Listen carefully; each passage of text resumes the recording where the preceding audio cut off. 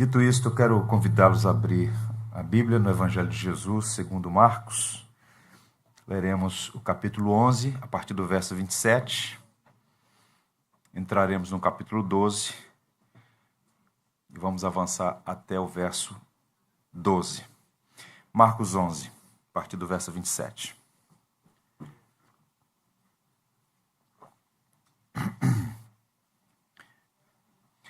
Os lavradores maus, a última parábola de Jesus, é o tema da mensagem. Marcos 11, a partir do verso 27, diz assim a palavra do Senhor. E tornaram a Jerusalém, e andando ele pelo templo, os principais sacerdotes e escribas, os anciãos, se aproximaram dele e lhe disseram: com que autoridade fazes tu estas coisas? Ou quem te deu tal autoridade para fazer essas coisas? Mas Jesus, respondendo, disse-lhes: também eu vos perguntarei uma coisa, e respondei-me, e então vos direi com que autoridade faço essas coisas. O batismo de João era do céu ou dos homens? Respondei-me. E eles arrazoavam entre si, dizendo: se dissermos do céu, ele nos dirá: então por que não o crestes?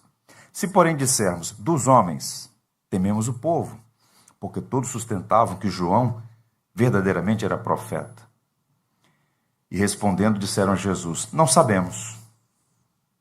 E Jesus lhes replicou: também eu vos não direi com que autoridade faço essas coisas. E começou a falar-lhes por parábolas. Um homem plantou uma vinha e cercou-a de um valado e fundou nela um lagar, edificou uma torre e arrendou-a a uns lavradores e partiu para fora da terra.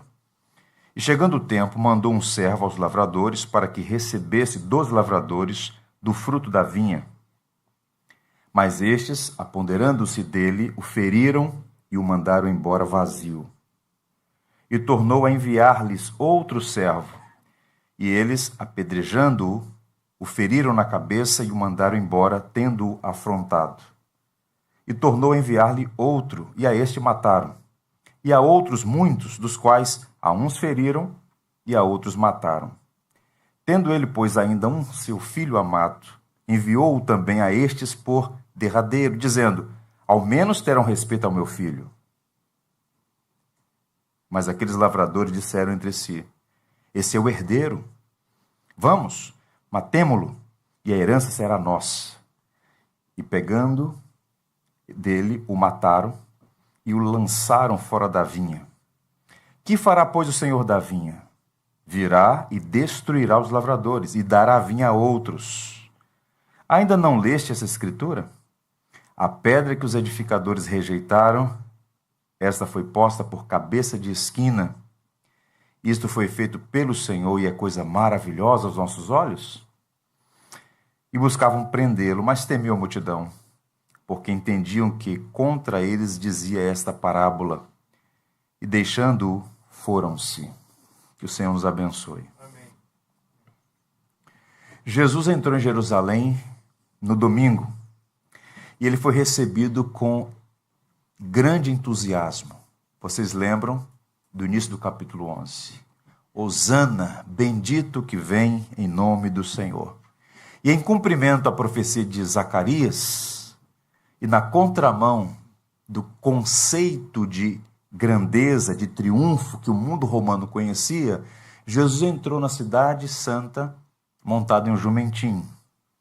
O rei Jesus entrou em Jerusalém como um servo humilde, para dar a sua vida em resgate de muitos. É o primeiro ato profético. Jesus entra como um rei e esse rei se apresenta como um servo, capaz de dar a sua vida em resgate de muitos. Jesus volta a Betânia, onde ele estabelece o seu lugar de pernoite. No dia seguinte, entra novamente em Jerusalém. Agora sua função de destaque é de um juiz. Através de 2 atos simbólicos, ele colocou o sistema religioso de Israel sob juízo. Amaldiçoou a figueira sem fruto, que secou desde a raiz. Em seguida entrou no templo, derribou as mesas, dos cambistas e dos vendedores, condenou Israel pelos abusos e os descaminhos, e a casa de oração, segundo Jesus, casa de oração para todas as nações, tinha se transformado no covil de salteadores e de ladrões. A coisa toda havia se degenerado, o sistema do templo estava seco desde a raiz. O templo e a própria cidade de Jerusalém estavam com os dias contados. O rei servo agora é rei juiz, e ele condenou o templo e condenou a cidade. Terça-feira da Semana da Paixão, Jesus volta a Jerusalém. E a partir do verso que nós lemos, capítulo 11, verso 27, até o final do capítulo 12, Jesus se apresenta agora como rei profeta. Então percebam, ele é rei. E as facetas da sua realeza vão sendo desenvolvidas nessas ações e atitudes. Servo, juiz, profeta. A partir do verso 27, até o final do capítulo 12, repito, nós vamos ter aqui uma série de conflitos de Jesus com os líderes religiosos. Isso já havia acontecido antes. Jesus começa a ministrar na Galileia e lá, desde o início, houve tensão entre Jesus e a liderança de Israel. Muitas controvérsias, duras controvérsias, pesadas controvérsias. Agora surge um agravante. Isso é importante destacar. A batalha agora será com o Sinédrio. A mais alta corte judicial, composta de 71 homens de grande influência em Israel. E essa confrontação pública vai ser muito intensa. Vejam, esses acontecimentos têm dois focos. Primeiro, mostrar a sórdida tentativa da liderança religiosa de desacreditar a Jesus. Percebam, não apenas nesse episódio, mas nos episódios subsequentes, que as perguntas são capciosas, eles demonstram artimanha, malícia, eles fazem de tudo para enfraquecer a Jesus perante a opinião pública. Essa é a primeira coisa a se destacar, um aspecto, um foco. Ao mesmo tempo, essa passagem vai deixar evidente o que nós podemos chamar de ousadia profética de Jesus. Ele não é um profeta como os demais, ele é o próprio Davar Yavé, ele é a própria boca de Deus. E ele vai denunciar, entre outras coisas, a corrupção e os descaminhos daqueles que deveriam cuidar do povo, quando na verdade eles mesmos, naquela altura do campeonato, já tinham eles mesmos corrompidos até a medula. Cheios de orgulho, achavam-se doutos e superiores, mas Jesus, que é o perfeito intérprete da lei e o árbitro de toda a verdade, os enquadra e os expõe diante de todos. É um cenário bem singular na narrativa de Marcos. Nós vamos examinar essa passagem a partir de uma estrutura que Marcos apresenta para a gente, que pode ser observada pela conexão que ele dá nos versos 27 do capítulo 11 e o verso 1 do capítulo 12. Se você observar aí, é a moldura dessa estrutura da batalha de Jesus com o Sinédrio. O verso 27 começa assim: e tornaram a Jerusalém. Esse "e", que denota a dinâmica própria do Evangelho de Marcos, é a primeira moldura do assunto que vai ser introduzido. No verso 1 do capítulo 12, observe que aparece de novo: e começou a falar-lhes por parábolas. Então, são dois blocos de um mesmo assunto que se conecta. A supremacia da autoridade de Jesus e a vileza dos homens ilustrada na parábola dos lavradores maus. Então, o foco é: quem te deu essa autoridade? E Jesus vai tratar esse assunto. E para endossar a situação deles, que Jesus condena, ele o ilustra por meio dessa parábola, que é a última parábola a ser contada. Então vamos trabalhar esses dois blocos e pensar em algumas aplicações para o nosso tempo aqui e agora. Vejamos a supremacia ou a suprema autoridade de Jesus. Repito os versos 27 e 28. Vejam: e tornaram a Jerusalém E andando ele pelo templo, os principais sacerdotes e escribas e os anciãos se aproximaram dele e disseram: com que autoridade fazes tu essas coisas? Ou quem te deu tal autoridade para fazer essas coisas? Jesus está de volta a Jerusalém. Isso é bem simbólico e pedagógico. Ele está caminhando no templo. No dia seguinte, àquela cena em que ele derribou as bancas, chicoteou os vendilhões do templo. De repente, o texto diz que os principais sacerdotes e os escribas e os anciãos se aproximaram dele. E fizeram duas perguntas.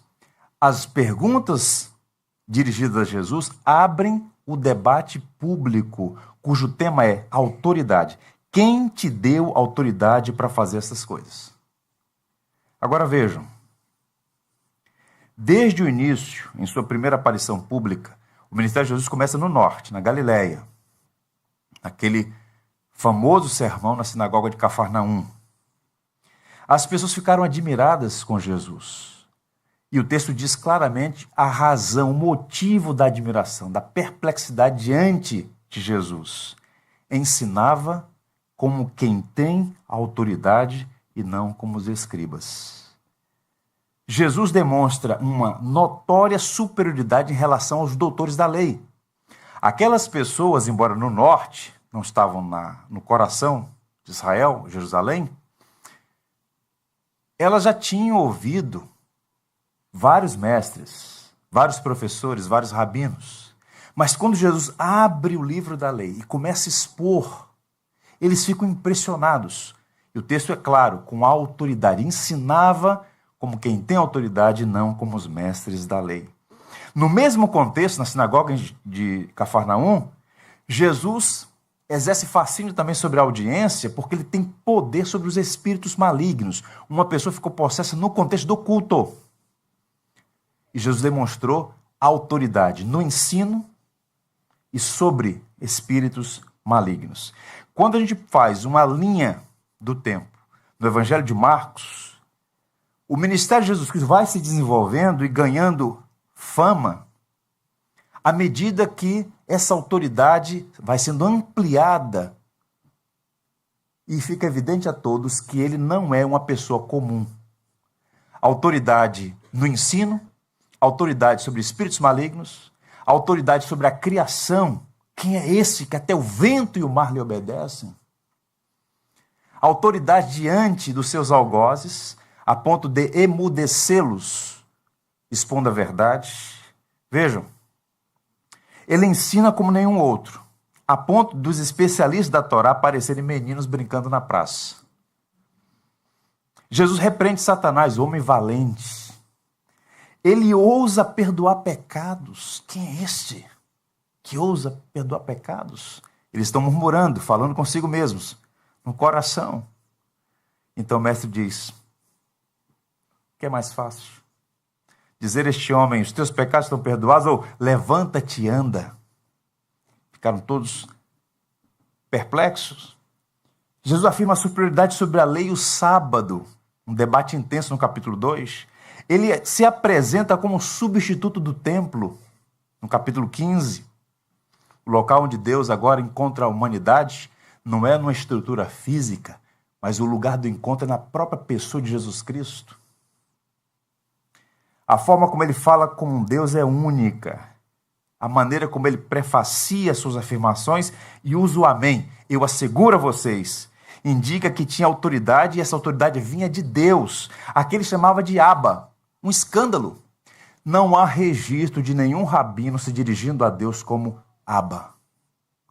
E Jesus se dirige a Deus como meu Pai. O emprego do termo ego eimi, o eu sou, repetindo a autorrevelação de Deus para Moisés, em todo o ministério, portanto, está evidente, está patente, Jesus tem autoridade. Eles não podiam suprimir isso, eles não podiam fingir que essa autoridade não era real. Razão pela qual a alta cúpula se dirige a ele e pergunta: quem te deu essa autoridade? De onde vem isso? Vejam, se por um lado a multidão está impressionada positivamente, a autoridade de Jesus também é dura e indigesta. Na Galiléia houve resistência ao ministério de Jesus, a ponto de alguns dizer, ele está fazendo muitas coisas, mas ele faz por Beelzebu. A fonte do poder dele é o mal. E Jesus, então, os condena por crime de blasfêmia. Agora vejam o que está acontecendo aqui de forma singular. Nós estamos na semana da paixão. É terça-feira. Na quinta-feira, Jesus Cristo vai ser preso. E na sexta estará crucificado e sepultado. É a semana decisiva para a história da humanidade.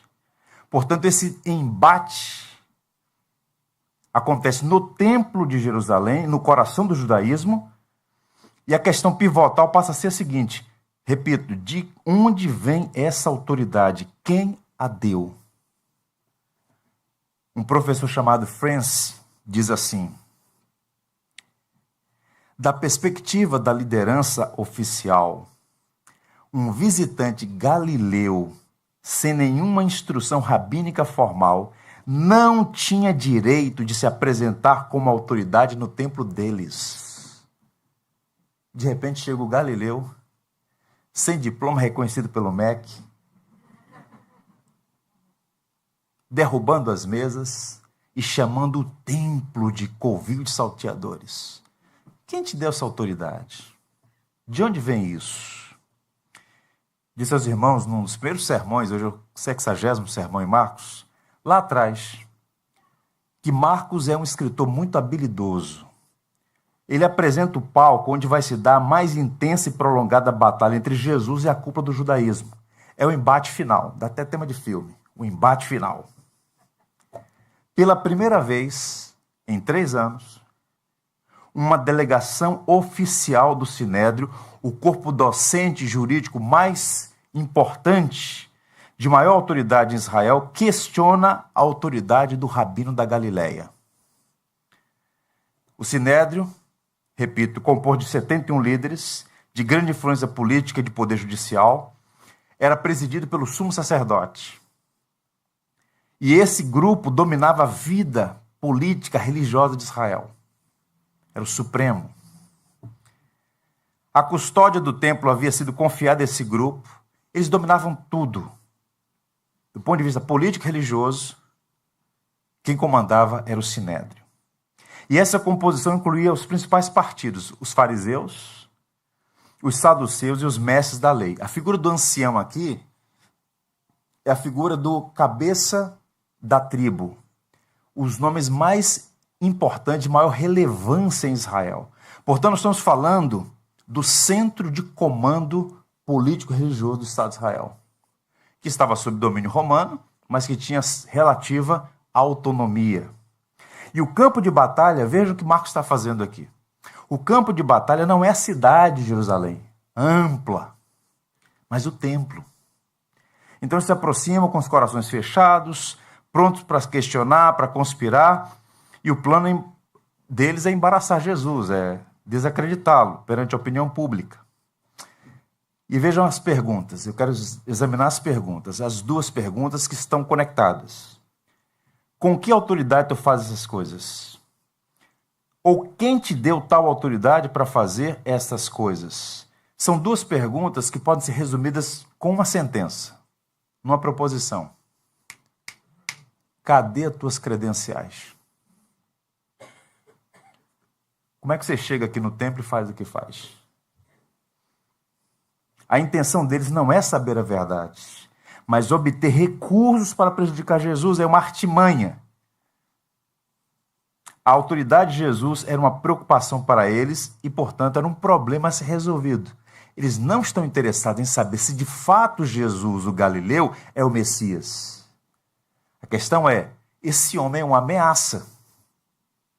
Então, eles estão buscando obter informação para, a partir dessas informações, derrubar Jesus, desacreditar Jesus. A primeira pergunta não está muito claro quando eles dizem com que autoridade faz estas coisas, mas muito provavelmente estava relacionado à limpeza que Jesus fez lá. Aquilo fez barulho, chamou a atenção das pessoas. Derribar as mesas dos cambistas, chicotear os vendilhões do templo, chamou a atenção do Sinédrio. O incidente, portanto, vai funcionar como uma espécie de gatilho para uma intervenção do Sinédrio. Temos que agir. Quando ele aparecer de novo, vamos no encalço dele. A segunda pergunta, com que autoridade faz essas coisas? A pergunta é uma tentativa de encontrar munição contra Jesus. O propósito é desacreditá-lo perante a opinião pública e endossar a narrativa de que Jesus era um embusteiro, que fazia algumas coisas interessantes, mas que não tinha origem divina. A pergunta tem um grau de complexidade. Por quê? A questão deles é, com que direito você fez isso? Havia um entendimento, isso aqui é importante você guardar, havia um entendimento entre eles que viria a ser prescrito pelo Mishnah 70 anos depois, que o apelo a uma falsa autoridade em assuntos religiosos poderia implicar em pena de morte. Então vejam o que está sutil na pergunta aqui. O que o Sinédrio está fazendo é uma tentativa de intimidação a Jesus e aos seus seguidores. Então, não apenas Jesus está sendo encurralado, mas aqueles que eventualmente estão a segui-lo. Porque, para o Sinédrio, e depois vai ficar documentado, seguir um embusteiro, seguir um falsário, submeter-se à autoridade de alguém não autorizado, poderia ter implicações, inclusive, como Mishnah vou prescrever mais tarde, pena de morte. Era uma conspiração contra a religião oficial. A segunda pergunta carrega uma armadilha ainda mais ardilosa. Ou quem te deu tal autoridade para fazer tal coisa? Eles queriam que Jesus alegasse ter autoridade divina, a fim de ter uma prova material de que Jesus estava blasfemando. E a acusação de blasfêmia, como de fato Jesus vai ser acusado no capítulo 14, era o que eles queriam para entregar Jesus aos romanos para executá-lo. Qual é a fonte de autoridade? E de imediato até aqui, algumas lições merecem destaque. O que a gente aprende com essas duas perguntas e com essa artimanha do Sinédrio? Duas lições. A primeira, a cegueira espiritual é uma triste realidade que também pode atingir os que exercem liderança. Existe a terrível possibilidade de pastores e líderes atuarem contra Jesus. Isso é forte ou não? Vou repetir. A cegueira espiritual é uma triste realidade que também pode atingir os que exercem liderança. Existe a terrível possibilidade de pastores e líderes atuarem contra Jesus, contra os interesses do reino. Percebam, toda e qualquer oposição a Jesus é triste e lamentável. Mas quando se trata de líderes, é mais grave ainda. Aqueles homens, percebam, eram mestres da lei, reconhecidos pela comunidade judaica, oficialmente ordenados e colocados em cargos de posição, de alto destaque. Alguns deles se orgulhavam de serem descendentes de Arão, primeiro sumo sacerdote. E, no entanto, esses mesmos homens cercam Jesus no templo e questionam sua autoridade. Eles se opõem ao Messias, a quem diziam esperar. Com isso aprendemos que, embora devamos honrar e obedecer os nossos pastores e líderes, essa sujeição não é absoluta. Não devemos obediência cega a ninguém. Os pastores são falíveis e a igreja não pode se submeter cegamente a nenhum homem. Nenhuma posição eclesiástica confere infalibilidade. Os ensinos e as práticas da liderança precisam estar em harmonia com as Sagradas Escrituras. Quando a igreja não entende isso, ela se torna, portanto, vulnerável àqueles que, ancorados na autoridade eclesiástica, nos seus diplomas, no seu pedigree familiar, tentam impor à igreja uma agenda, um ensino e uma prática que não tem respaldo bíblico. A igreja deve honrar, deve submeter, mas tudo isso tem um limite. Não pode ser obediência cega a nenhum líder. Só há um sumo sacerdote e bispo das almas, o qual nunca comete erro e jamais se engana, a quem devemos total e restrita submissão, ao Senhor Jesus Cristo. Fora isso, muito cuidado. E num país como o nosso, a quantidade de falsários é absurda. É muita gente, em nome de Deus, quando na verdade está contra o Evangelho de Jesus Cristo. Segunda aplicação. A inveja e a incredulidade levam as pessoas a se oporem àqueles a quem Deus comissionou para fazerem a sua obra. Por vezes, a oposição é motivada pelo coração pecaminoso. Inveja, um vício maligno, vício não admitido, segundo Basílio. Então, qual o ponto aqui? O Sinédrio é composto pela alta corte, pelos grandes nomes de Israel. E eles não podiam negar os fatos. Os milagres e os prodígios eram públicos. O poderoso ensino e a autoridade de Jesus eram evidentes. Não havia nenhuma contradição do ensino e das obras de Jesus com as Escrituras. Ele mesmo disse que não veio revogar a lei, mas cumprir a lei. No entanto, de onde vem essa oposição? De onde vem essa resistência, essa animosidade, esse coração refratário, endurecido, essa recalcitrância? Vem do coração. O coração, acerca do qual Jesus diz, é do coração que procedem os maus desígnios. Eles estavam cheios de ódio, de inveja, de amargura. E por causa disso, cegos, estavam lutando contra aquele que é a própria verdade encarnada. A excelência maior, a beleza maior, o amor superior. Isso é triste, mas é e continua sendo um pecado lamentavelmente comum. Resistência à verdade por causa dos aspectos do coração. Há um filme sobre Joana d'Arc que é muito interessante. Joana d'Arc é uma figura importante na história da França. Ela liderou as tropas francesas no contexto da Guerra dos 100 Anos. Conquistou vitórias retumbantes, expressivas. Ela foi traída e caiu nas mãos dos ingleses. E um tribunal de Inquisição, a condenou à morte. 1431, ela só tinha 19 anos de idade, quando foi queimada viva numa fogueira. Há muitos bons livros, bons filmes, mas tem um que eu gosto demais, já assisti algumas vezes. É dirigido por um homem chamado Christian Duguin. É de 1999 esse filme. Você assiste, tira lá os elementos místicos e o verniz de paganismo, mas a mensagem é muito interessante. É uma mulher que tem os seus pés de barro, mas também muitas virtudes.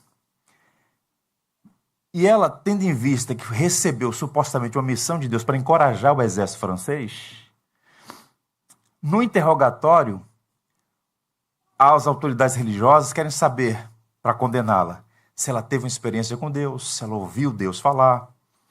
Querem ter uma prova material para condená-la. E há um bispo que preside o tribunal que ele arde de inveja.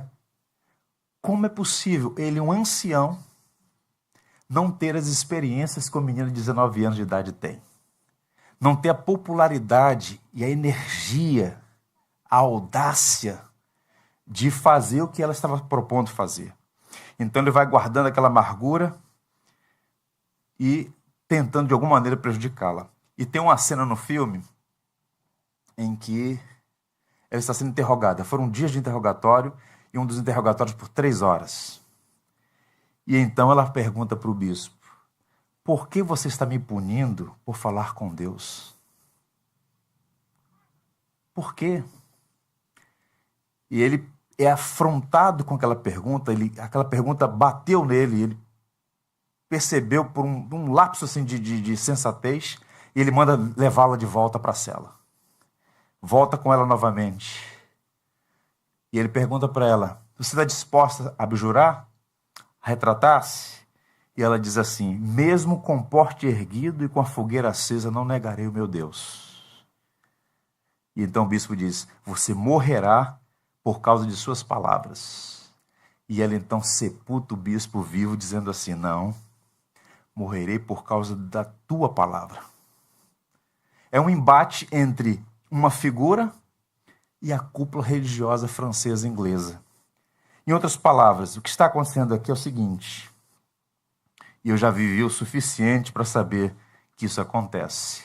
Quando um coração é amargurado pela inveja, pela cobiça e por outras mazelas do coração, as pessoas são capazes de fazer coisas terríveis. Inclusive no campo religioso. O que deveria acontecer entre as igrejas? Cooperação. Cooperação para o avanço do evangelho. Mas, por vezes, o que acontece é uma competição velada. O carreirismo denominacional. Homens que deveriam trabalhar juntos pela causa do evangelho, vivem conspirando uns contra os outros, buscando sempre visibilidade, fama, poder, dinheiro. Essa corrupção inerente ao coração humano não estava restrita àquela cúpula do Sinédrio. Em outras palavras, essa realidade descrita aqui pode atingir não apenas os líderes, mas num campo maior, qualquer pessoa. No campo do trabalho, na relação familiar. Um conselho pastoral, cuide do seu coração. Muito cuidado com esse discurso, siga o seu coração. Se seguir o seu coração, você está perdido. Já viu essa historinha? O importante é ser feliz, siga o seu coração. Muitas vidas foram destruídas por seguir o coração. Agora, um passo à frente, verso 29. Mas Jesus respondendo, disse-lhes: também eu vos perguntarei uma coisa, e respondei-me. E então eu vos direi com que autoridade faço essas coisas. Verso 30. O batismo de João era do céu ou dos homens? Respondei-me. Jesus entra em ação e mostra uma incomparável sabedoria. Quando uma pessoa é verbalmente atacada, veja se não funciona assim. Quando uma pessoa é verbalmente atacada, ou sofre um tipo de acusação, ela tem algumas opções. Vamos pensar nisso. Negar a incriminação, depreciar o crime sugerindo irrelevância, começar a discutir ou contra-atacar com uma acusação, algumas vezes até admitir o erro, pedir perdão, mudar de atitude. Essas são as possibilidades. Jesus poderia transitar nessas possibilidades. Mas Jesus, o justo, o único homem que cumpriu a lei, inocente, decide responder aos seus algozes com uma pergunta. Era comum entre os rabinos fazer isso. Recebe uma pergunta, faz outra pergunta, para conduzir o debate para a fonte do problema, que era o coração deles. Então eles fizeram duas perguntas, Jesus devolve com uma só. Ok, o batismo de João era do céu ou dos homens? Respondam. E agora? A pergunta de Jesus não tem caráter vazio. Ele não está tentando sair fora da questão, desviar do assunto. Jesus está mostrando que a autoridade do ensino é verdadeira pela sua sabedoria de lidar com as questões reais. O problema ali era o coração. Eles não queriam responder que o batismo de João era de origem celestial. Reconhecer que João veio da parte de Deus era o mesmo que endossar o ministério de Jesus. João Batista reconheceu Jesus como Messias, falou: olha, eu não sou digno nem de desatar as sandálias desse homem. Ele é o Cordeiro de Deus que tira o pecado do mundo. Então eles não podiam dizer: João foi enviado por Deus, tinha autoridade divina. Por outro lado, eles não podiam dizer: não, João era um falsário. João era respeitado em Israel. Não apenas no norte, na Judéia, mas em todo Israel. Um homem de Deus, um profeta que foi injustamente assassinado. João também não tinha autorização formal, mas seu ministério havia causado forte impressão. Se a missão de João Batista era de Deus, a de Jesus também era. Então eles ficaram agora numa situação de o que fazer? Tomaram um checkmate. Não tinha como correr daquilo ali. Eles começam então a discutir entre si. Vejam os versos 31 a 32. Os dignatários do Sinédrio perdem um minuto. Peraí, um minuto, vamos pensar aqui. E eles arrazoavam entre si, dizendo: e agora? Se dissermos do céu, ele nos dirá: então por que não crestes? Se porém dissermos dos homens, tememos o povo, porque todos sustentavam que João verdadeiramente era profeta. A controvérsia entre eles revela o coração. Eles calculam e chegam à conclusão de que não podem dizer sim nem não. Se admitissem que João era um profeta de Deus, revelaria a dureza do coração e impenitência deles. Se dissesse que a autoridade de João não era de origem divina, perderiam prestígio junto ao povo. Poderiam ser até hostilizados pela população. Então, qual é a resposta deles? A resposta: óleo de peroba. Não sabemos. É uma resposta desonesta. Eles poderiam dizer, não queremos responder, poderiam ficar em silêncio, mas optaram por faltar com a verdade. Isso é grave, porque nós estamos falando da cúpula dos homens mais importantes do ponto de vista religioso do Estado de Israel. Mentindo descaradamente. Jesus sabia o que estava fazendo e o modo como respondeu a sua pergunta com outra desmascarou a hipocrisia deles. Aqueles homens eram religiosos, mas infelizmente desonestos e resistentes à verdade. Responderam à pergunta de Jesus com uma mentira a fim de falsear a realidade e esconder o que pensavam. Eles não estavam em busca da verdade. Eles queriam uma prova material para endossar o assassinato de Jesus, como fizeram 2 dias depois. Qual é a aplicação? O que a gente aprende aqui? Uma lição, mais uma lição. Opor-se a Cristo é um sinal de dureza de coração e perigo para a alma. Cuidado com o orgulho, pois é a causa da cegueira espiritual e entorpecimento do coração. Quando uma pessoa ouve a verdade do Evangelho e permanece endurecida, ela está prejudicando a sua própria alma. Muitas pessoas fazem isso. Quando exortadas ao arrependimento, encorajadas a seguir Jesus, dão desculpas, fingem não compreender, pedem um tempo, usam até frases prontas para justificar a procrastinação pecaminosa no tempo de Deus. Na hora certa, pastor. Quando a pessoa diz não posso, o verdadeiro significado dessas palavras no seu coração é não quero. Por isso, percebam, todo sermão coloca sempre a pessoa mais perto do céu e do inferno. Não há neutralidade. E aqueles homens, ao dizerem, não sabemos, empurraram a si mesmos para o precipício. Isso é sério? Agora vejam, o Mestre Jesus, ele dá um passo à frente e agora ele contra-ataca. Ele conta a última parábola. É uma parábola interessante porque ela é dirigida aos líderes de Israel. Vejam, agora entrando no capítulo 12, vou apenas ilustrar a parábola por conta do nosso tempo. A partir do verso 1. E começando a falar-lhes por parábolas, um homem plantou uma vinha e cercou-a de um valado, e fundou nela um lagar, edificou uma torre, rendou a uns lavradores e partiu para fora da terra. E chegando o tempo, mandou um servo aos lavradores para que recebesse dos lavradores o fruto da vinha. Mas estes, apoderando-se dele, o feriram e o mandaram embora vazio. E tornou a enviar-lhes outro servo. E eles, apedrejando-o, o feriram na cabeça e o mandaram embora, tendo-o afrontado.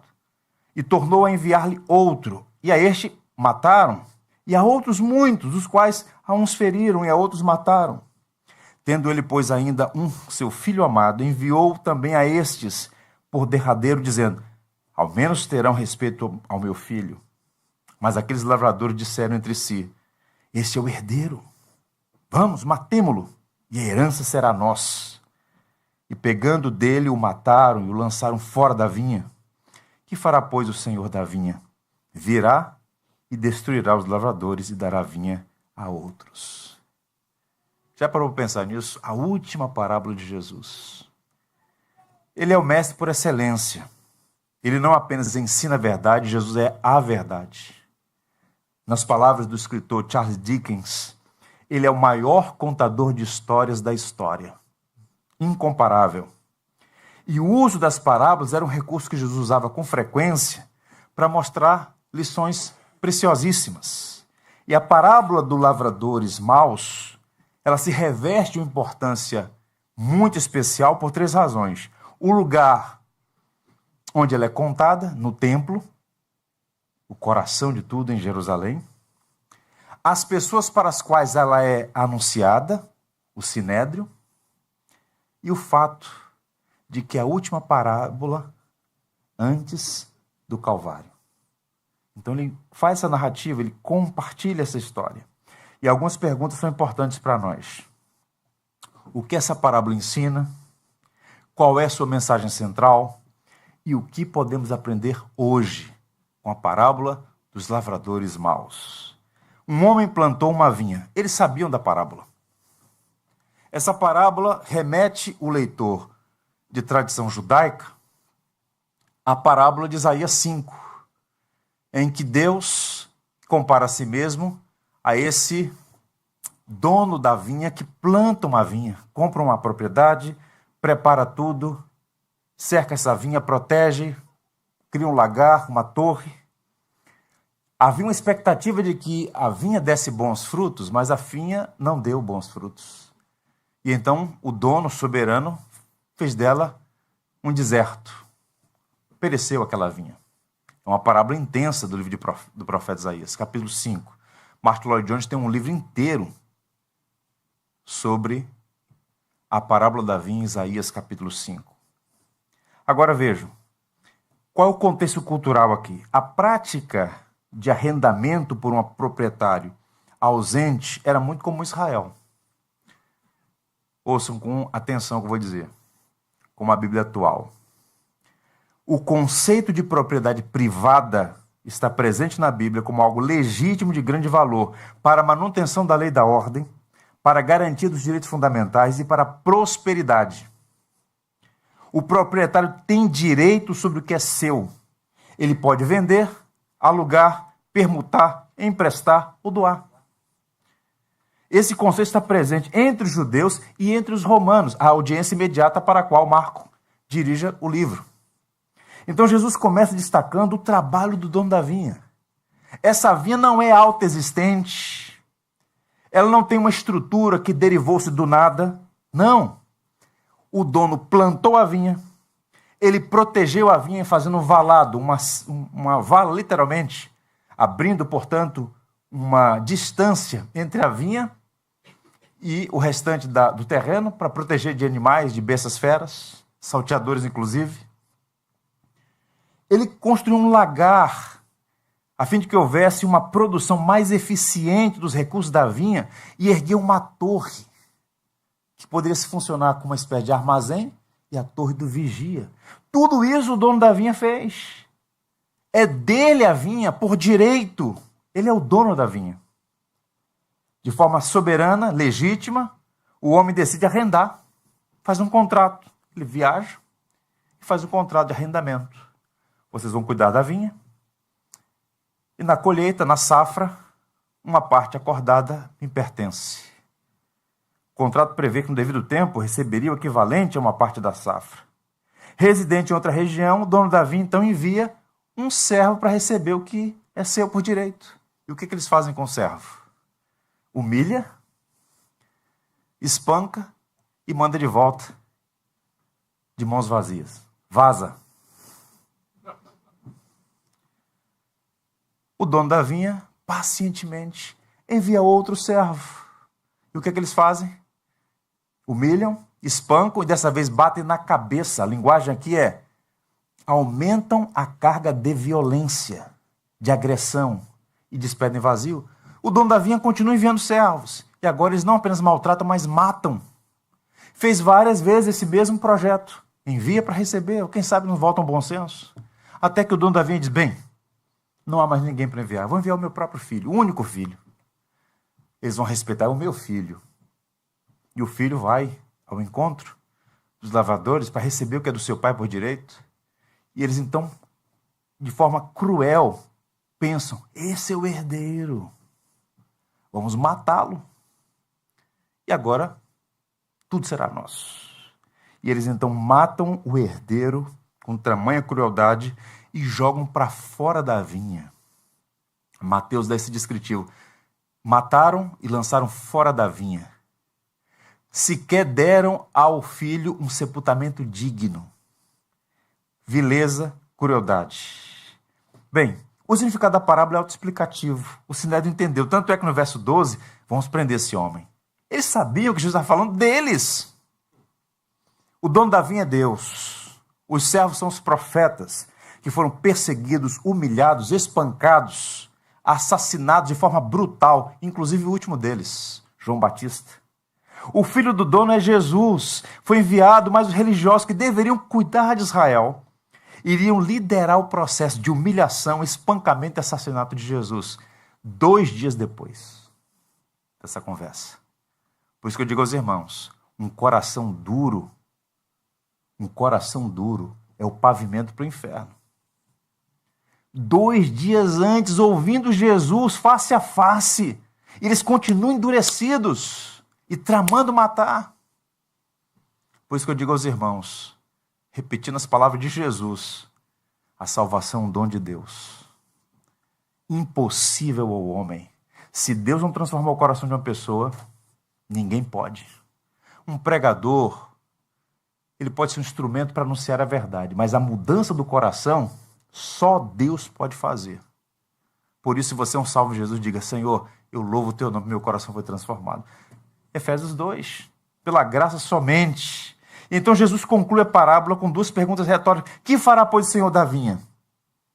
Virá e destruirá os lavradores e dará a vinha a outros.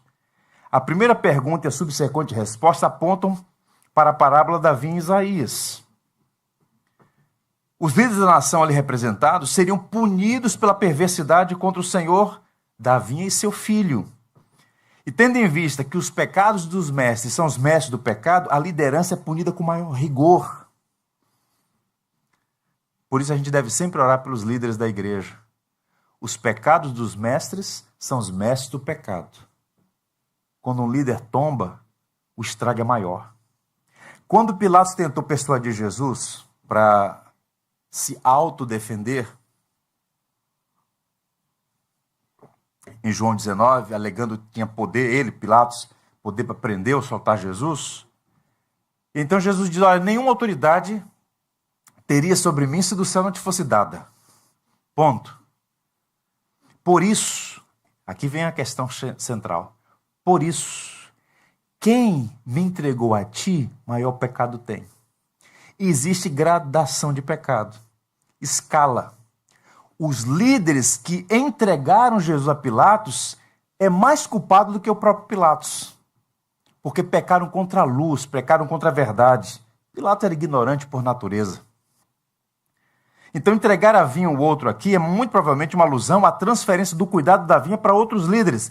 Jesus escolheu 12 apóstolos e entregou a eles a missão de dar sequência ao novo Israel, formado de judeus e gentios em Cristo, nós. Não é assim que está escrito lá em Coríntios? Que a igreja tem um fundamento, é Jesus, a pedra angular.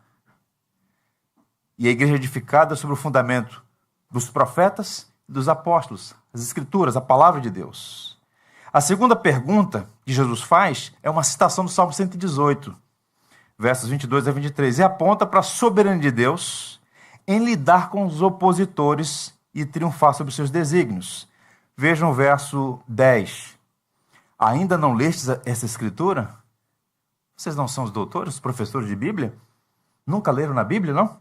A pedra que os edificadores rejeitaram, esta foi posta por cabeça de esquina, e isto foi feito pelo Senhor, e é coisa maravilhosa aos nossos olhos. Os líderes de Israel conheciam essa passagem, só não estavam dispostos a aceitar. Aquele homem diante deles, rejeitado por eles, foi a pedra eleita e preciosa por Deus, a partir da qual o edifício do novo Israel está sendo erguido e construído. A parábola carrega consigo, portanto, esse grande mistério, e que é um profundo contraste entre a vileza dos homens e a bondade de Deus. Eu gosto de um estudioso, o texto dele é bem difícil, é um erudito, chamado Robert Stein. Ele diz assim: o absurdo do comportamento do proprietário e dos arrendatários só é ultrapassado pelo absurdo do comportamento de Deus e dos filhos de Israel na vida real. A parábola você tem os lavradores maus, um comportamento horrível. Agora, e o comportamento de Deus? Não é impressionante? É impressionante. Por quê? Vejam, os homens são responsáveis por suas ações. Os lavradores maus representam a liderança judaica e, em alguma medida, todos os que resistem se rebelam contra o dono da vinha. Eles agiram com crueldade, mas nenhuma de suas ações foi revelia do plano maior. Isso fica evidente no entendimento da igreja primitiva expressa em uma oração. Então, 2 coisas estão acontecendo aqui. A maldade está em curso, a vileza daqueles homens são maus. Mas há outra coisa profunda também. A paciência, o amor, a misericórdia do dono da vinha. Envia um servo, envia um segundo, 3, muitos, e por fim envia o próprio filho. Então nós temos um contraste entre a bondade e a paciência do dono da vinha e a maldade e a vileza dos algozes. Isso está registrado no livro de Atos. A oração da igreja, uma oração teológica, Atos 4, versos 24 a 28, caminhando para o final. Ouvindo isto, unânimes, levantaram a voz a Deus e disseram: Tu, soberano Senhor, que fizeste o céu e a terra, o mar e tudo o que neles há, que disseste por intermédio do Espírito Santo, por boca de Davi, nosso pai, teu servo, porque se enfurecem os gentios e os povos imaginam coisas vãs, levantaram-se os reis da terra e as autoridades ajuntaram-se a uma contra o Senhor e contra o seu ungido, porque verdadeiramente se ajuntaram nesta cidade contra o teu santo servo Jesus, o qual ungiste, Herodes e Pôncio Pilatos, com gentios e gente de Israel, para fazerem tudo o que a tua mão e o teu propósito predeterminaram. Gente, isso aqui de alta densidade. Vejam, ele está dizendo, a igreja em oração, 2 grupos humanos, Herodes e Pôncio Pilatos, os romanos e Israel. Esses 2 grupos estão envolvidos como protagonistas do assassinato de Jesus. São perversos, são maus e serão punidos por isso. Agora, o mistério é que eles estão agindo voluntariamente, sem nenhuma coação, voluntariamente, mas cumprindo um plano maior, o que a tua mão predeterminou. Em outras palavras, não foi Pilatos por covardia apenas, os judeus por inveja, Judas por ganância, a morte de Cristo, em última instância, é por causa do amor do Pai, dando o seu próprio filho, enviando o filho para buscar o que é por direito, a vinha que lhe pertence. Essa verdade nos destacamos aqui o seguinte: Deus é amor, mas também é justiça. E essa é a última aplicação que eu faço. Lembrem-se que Deus é rico em amor e generoso em paciência, porém é justo e firme em seu juízo. O dono da vinha não busca vingança imediata, ele é surpreendentemente paciente, enviou muitos servos e por fim enviou o próprio filho. Mas percebam, esse Deus que é pródigo em misericórdia, amor e paciência, é também justo e vingador. Justo e vingador. Existe uma linha finíssima entre a paciência de Deus e a sua ira. Não é bom, nunca é bom, jamais poderá ser bom cruzar a linha da paciência para a ira de Deus. Cruzar a linha pode ser perigosamente irremediável. O Sinédrio atravessou a linha. Vamos prendê-lo. A última hora, a última oportunidade, e continuavam recalcitrantes. Através dessa parábola, os líderes são informados que rejeitarão a Jesus e sofrerão as penas. Eles deveriam ter ouvido a advertência, mas dobraram a aposta. Cegos pelo ódio, pelo plano deles de prender Jesus, eles estão indo de mal a pior. No Antigo Testamento, a mensagem profética não era dirigida apenas à liderança de Israel, mas à nação inteira. Por consequência, não é apenas os líderes que vão ser punidos, mas o próprio Israel. O templo vai ser destruído, a cidade vai ser invadida, saqueada. Há um quadro famoso no museu em Veneza, que é o quadro de Francesco Reyes, que é Jerusalém sendo invadida pelos romanos. A cena é chocante, porque é um quadro grande e mostra como a população de Jerusalém sofreu por ter rejeitado o seu Cristo, o Cristo de Deus, o seu Messias. O juízo viria sobre a liderança e sobre todo o povo. Os mais antigos aqui, não precisa levantar a mão, vão lembrar de uma música de criança. Não sei como precisa fazer música de criança, tem um tema teológico tão denso. Deus é amor, também é justiça. Não brinque com Deus. Sansão era um homem forte como um leão. Brincou com o pecado e os filisteus tirou-lhe a visão. Deus é amor, também é justiça. Não brinque com Deus, pois Ele é santo em todos os seus caminhos. Há uma exortação aqui final aos que ainda não reconheceram Jesus como Senhor. Talvez você esteja frequentando a igreja, mas ainda esteja supostamente neutro. Nem sim, nem não. Dando tempo, pastor, orando. Diante de Deus, diante de Jesus, não há neutralidade.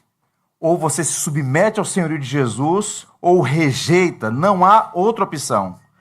Repito, todo sermão coloca o homem mais perto do céu ou do inferno. Ele tem que decidir. O que faremos com Jesus? Agora, os discípulos de Jesus, cuide do seu coração. Vou lhe contar um segredo, indigesto. O nosso coração é feito do mesmo material daqueles homens.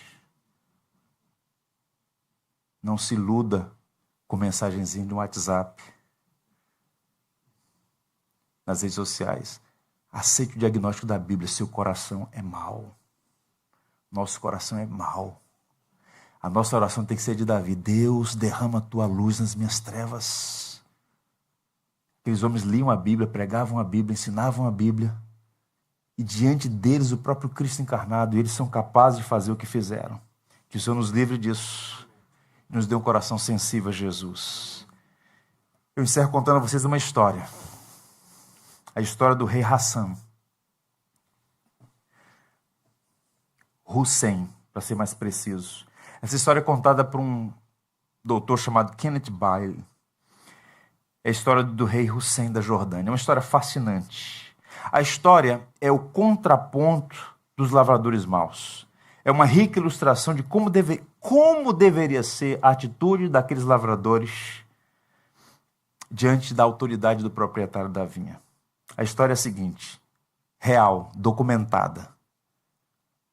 Certa noite, no início da década de 80, o rei Hussein foi informado por sua Força de Segurança Nacional que um grupo de cerca de 75 oficiais do exército jordaniano estava, naquele momento, reunido em um quartel próximo dali, tramando um golpe militar contra o reino. Os oficiais da Força de Segurança pediram permissão para cercar o quartel e prender os conspiradores. O rei negou a permissão e disse, traga um helicóptero pequeno. Quando o helicóptero chegou, o rei embarcou junto com o piloto, mas ele próprio pilotou a aeronave até o quartel, onde aterrissou na cobertura do edifício. O rei disse ao piloto, fique aqui. Se ouvir tiros, vá embora sem mim. Desarmado, o rei entrou na sala em que os conspiradores estavam reunidos e disse calmamente, senhores, fiquei sabendo que vocês estão reunidos hoje aqui com o propósito de finalizar os planos para derrubar meu governo, assumir o poder do país e estabelecer um governo de exceção, uma ditadura militar. Se o fizerem, o exército se dividirá. O país mergulhará numa guerra civil e o povo jordaniano sofrerá as consequências. Estou aqui, desarmado, executem-me e prossigam com seu plano. Desse modo, apenas uma pessoa morrerá. Depois de um momento de silêncio, estarrecido, os rebeldes se adiantaram, um por um, começaram a beijar a mão do rei e jurar lealdade a ele para o resto da vida. O governo da Jordânia segue firme até hoje, em paz com Israel, é um dos países com melhor qualidade de vida naquela região. O rei Hussein é um grande homem. Qual é o ponto aqui? Os lavadores da parábola, os líderes de Israel, deveriam reconhecer o rei Jesus, mas decidiram conspirar contra ele. Qual é o nosso dever? Como súdito desse reino, submissão total a Jesus, devoção total a ele, lealdade irrestrita a Jesus. Eu oro para que assim seja, que nenhum de nós seja encontrado como lavradores maus, mas como servos fiéis. Em nome dele e para a glória dele. Amém.